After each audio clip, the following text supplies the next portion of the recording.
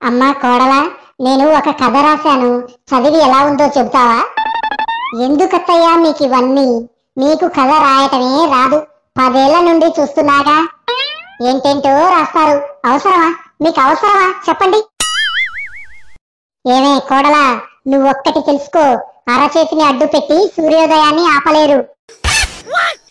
నువ్వు ఎన్నన్నా సరే, ఈనాడు పేపర్లో, ఆదివారం బుక్కులో నా కథ పడేదాకా నేను కథలు రాస్తానే ఉంటాను, నన్నెవ్వడూ ఆపలేడు.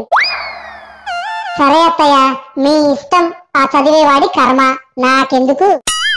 ఇంతకీ ఇప్పుడు నన్నేం చేయమంటారో చెప్పండి. ఈ చిన్న కథ చదివి ఎలా ఉందో చెప్పవే.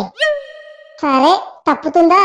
ఆ ఆ ఆ అత్తయ్యో, మీరు ఇన్నాళ్ళు చెత్తగా పరమ దరిద్రంగా రాశారు, కానీ ఈ కథ బానే ఉందత్తయ్యా. కాకపోతే ట్విస్ట్లు ఏమీ లేవు, కొన్ని మలుపులుంటే కథ ఇంకా బాగుంటుందేమో, ఆలోచించండి అత్తయ్యా. అంతే అంటావా కోడలా? సరే. ఏమే కోడలా, ఇప్పుడు చదువు, కథలో ట్విస్టులే ట్విస్టులు, మలుపులే మలుపులు. అబ్బో, ఏదత్తయ్యా ఇలా ఇవ్వండి. అనగనగా అది ఒక అందమైన పల్లెటూరు. అందులో రామారావు, పంకజం భార్యాభర్తలు.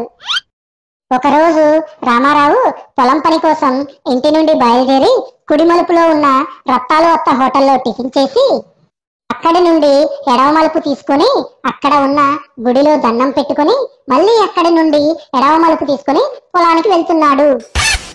అంతలో భార్య పంకజం తొందరగా ఆ కుడి మలుపు ఎడవ మలుపులు దాటుకుంటూ భర్త రామారావు దగ్గరికి వచ్చి, తను కుడి మలుపు తిరిగి తన భర్తని ఎడవ మలుపు తిప్పి రామారావు మర్చిపోయిన సెల్ ఫోన్ ని తనకిచ్చింది.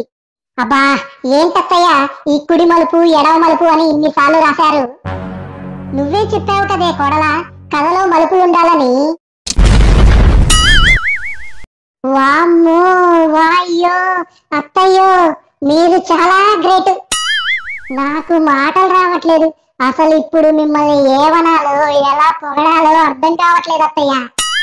అరే, ఈ మాత్రానికేనా? ఇంకా చదువు, కథ నిండా మలుపులే మలుపులు.